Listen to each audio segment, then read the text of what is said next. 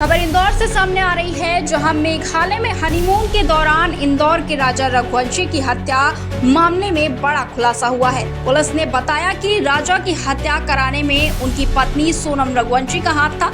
उसने ही भाड़े के हत्यारे बुलाए थे। डीजीपी नोग्रांग ने मामले का खुलासा करते हुए बताया कि हत्या के सिलसिले में पत्नी समेत 4 लोगों को गिरफ्तार किया गया है। वहीं मेघालय के मुख्यमंत्री कोनराड संगमा ने एक्स पर लिखा कि राजा हत्याकांड में 7 दिनों के भीतर ही पुलिस को बड़ी सफलता मिली है।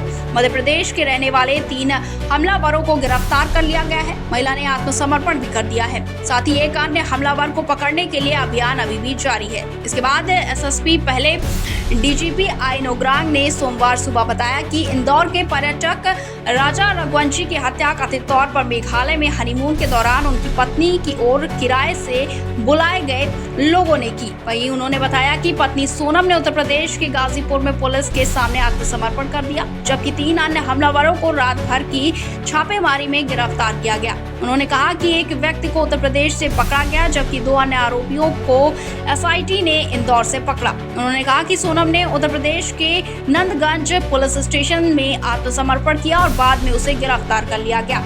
नोग्रांग ने बताया कि गिरफ्तार किए गए लोगों ने खुलासा किया है कि पत्नी ने रघुवंशी की हत्या के लिए उन्हें किराए पर लिया था। अपराध में शामिल कुछ और लोगों को पकड़ने के लिए मध्य प्रदेश में अभियान अभी भी जारी है। इससे पहले मध्य प्रदेश के इंदौर से हनीमून मनाने के लिए मेघालय पहुंचे एक जोड़े के लापता होने का मामला काफी दिनों से चर्चाओं में था। 23 मई को जब ये जोड़ा लापता हुआ तब माना जा रहा था कि मेघालय के सोरा क्षेत्र में घने जंगलों और कम आबादी की वजह से पति पत्नी की खोज खबर नहीं मिल पा रही है। इसके बाद मामला उलझता चला गया। लापता युवक का शव 2 जून सोमवार को 150 फीट गहरी खाई में मिला। साथ ही इंदौर के इस जोड़े के लापता होने का केस राजा का शव मिलने के बाद और उलझ गया। इसके बाद दरअसल भारी बारिश के बीच मेघालय पुलिस ने ड्रोन के जरिए राजा का शव ढूंढा। उनका शव बुरी तरह से सड़ चुका था और चेहरा भी पहचान में नहीं आ रहा था। परिजनों ने एक टैटू के जरिए शव की पहचान की। हालांकि राजा के शव के आसपास खोजबीन पर भी सोनम का कुछ पता नहीं चला। इतना ही नहीं, राजा का शव वो साइडोंग नाम की जगह पर मिला। इस खोज अभियान में एसडीआरएफ स्पेशल ऑपरेशन टीम और एक माउंटेनियरिंग क्लब भी शामिल था।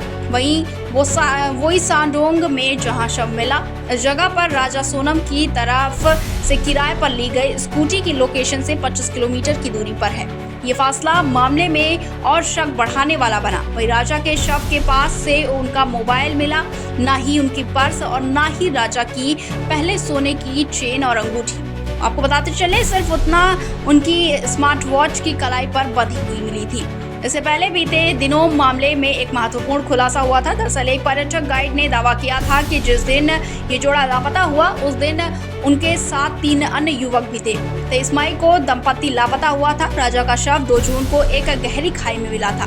वहीं आगे आपको बताते चले कि माव लाखियात के गाइड अल्बर्ट पैड ने बताया था कि उन्होंने दंपति को 3 पुरुष पर्यटकों के साथ 23 मई को सुबह 10 बजे के आसपास नोग्रियात से माव लाखियात तक 30,000 से अधिक सीढ़ियां चढ़ते हुए देखा था। अल्बर्ट ने कहा कि वो इंदौर के दंपति को पहचानते हैं, क्योंकि उन्होंने एक दिन पहले उन्हें नोग्रियात तक चढ़ने के लिए अपनी सेवाएं देने की पेशकश की थी, लेकिन उन्होंने मना कर दिया था और एक अन्य गाइड को किराए पर कर लिया था। उन्होंने आगे बताया कि 4 पुरुष आगे चल रहे थे, जबकि महिला पीछे थी। 4 पुरुष हिंदी में बातचीत कर रहे थे, लेकिन मैं समझ नहीं पाया कि वो क्या बोल रहे हैं, क्योंकि मैं केवल खासी और अंग्रेजी ही जानता हूँ।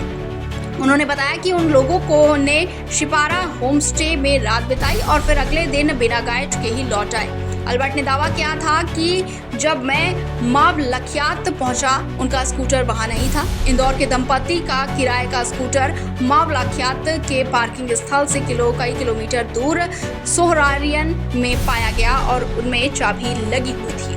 Report India 24/7 live.